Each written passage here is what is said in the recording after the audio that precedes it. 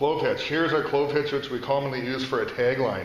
If you go over top of the pipe, we're going to cross over top of itself, and we're going to come up and we're going to go in through the hole created by the ropes, pull them together, and snug in the opposite direction.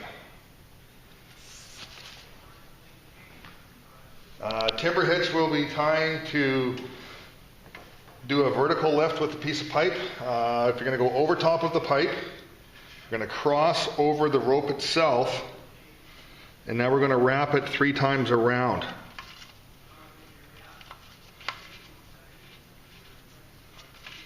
What you essentially end up with is a loop right here that will now be snugged onto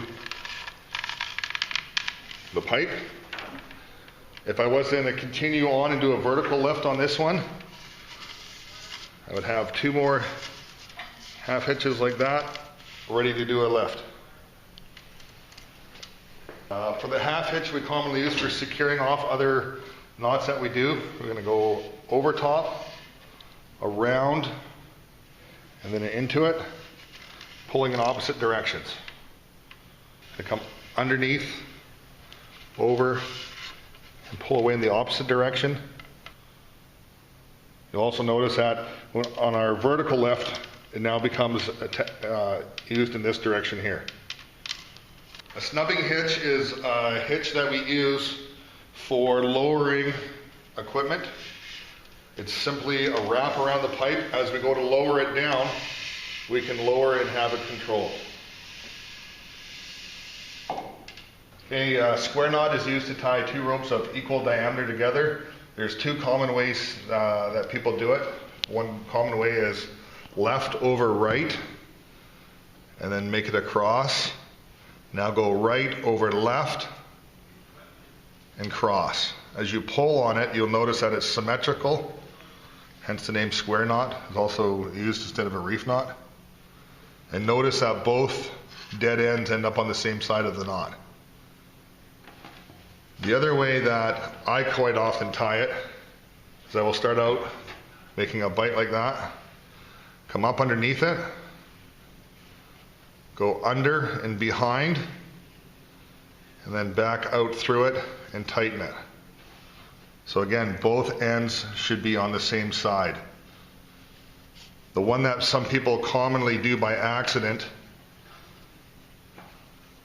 which looks the same, but if the 2 ends are on opposite sides, that there is now a thief knot. It's not a good knot to tie up with, so please don't use that. Sheet bend is a knot that we use for tying ropes of 2 different diameters. It's very similar to how I make my square knot by starting out with a loop, but I'm going to come underneath it, feed it through, come around the back behind both of them, and I'm going to slide it out through this opening right there.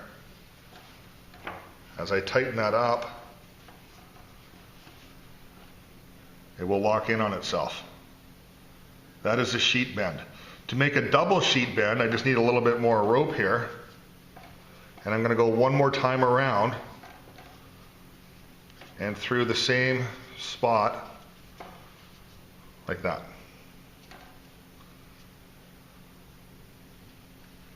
Okay, a bowline is a knot that we tie in the end of a rope to give us a non-slip loop. If we start by making an overhand loop and leave yourself approximately 15 to 18 inches, which will end up being the loop that we hang on to. You're going to come up through the bottom of the opening, back behind, and then back down through, and you're going to pull on the 2 ends that are side by side to each other. You'll notice that there's a nice even loop going around the back of the working end of the rope.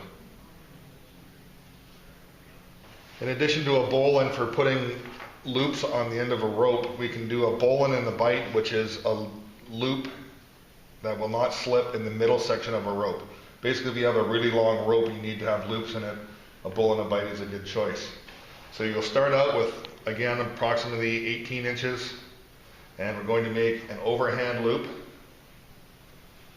It's important at this point here to keep control of this overhand loop. If you let go of this and it falls away on you, your knot's going to end up being very distorted. I can now take, similar to the bowline where I'm going to come up underneath, this is where they are no longer the same. I'm going to bend this piece forward and everything is going to have to go through there. So I can start out with my 2 loops going through there, and it's going to slide up around the back. This is where, at this point here, I need to let go of my overhand loop and slide that in to snug it up. If you work at it systematically and don't try to pull everything in every direction at the same time, you'll end up with 2 loops of the same length and a non-slip knot. Our next knot that we'll be doing is a round turn with 2 half hitches. We're going to go over top of the rope and then do 2 full wraps.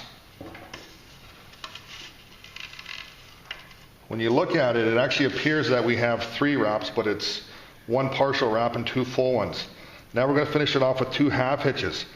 This is probably the most important part where people go wrong on it. If you come up underneath with the dead end of the rope and back down through the hole and pull it away and underneath, and then do it again, come up over the back and down and through the hole and pull it away underneath, you'll have it nicely secured.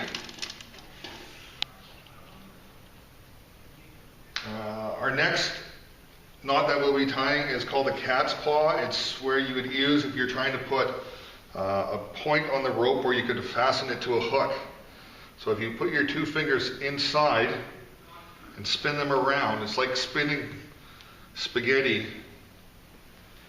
3 turns on there, and now you're going to pull your 1 finger out, and that there essentially could go onto a hook of a rigging point. A figure 8 knot gives us a loop at the end of the rope that would stop it from sliding through something. So if I come across, back out behind it, you can see how right now it's starting to look like an 8. And I'm going to go inside and pull away. Okay, our next hitch that we're going to be tying is a pipe hitch. It's very similar to the round turn, but it has 1 more wrap on it. So I'm going to go over top of it once. I'm going to go 3 times around.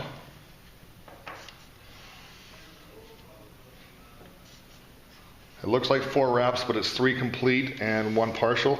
Make sure you have enough of the dead end of the rope to finish off with your half hitches. Snug those together. Going to come underneath the live end of the rope, over and down, and pull away. And 1 more time. Under the live end of the rope, over, down through the hole,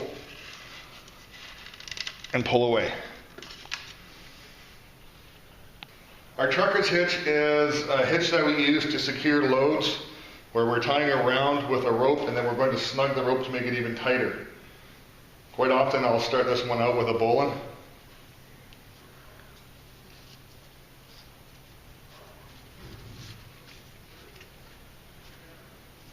And go around my 1 rigging point. When I get about halfway there, I'm going to be doing, it's very close to what's a cat's paw, but I'm only using 1 loop. By going 3 turns around it,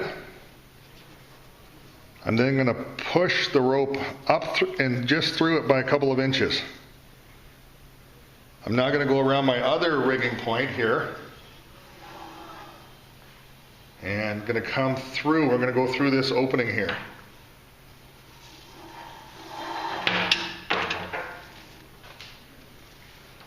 As I start to pull on this, it will get tighter and tighter. To finish this one off, if I pinch and make it bite on itself right there, if I go over top of the rope and back through it, I can have a slipped half hitch on there. And the nice thing about having a slipped half hitch on there is when I go to untie it, it's just a matter of pulling that one. This one will come out. And this whole mess right here will untie itself.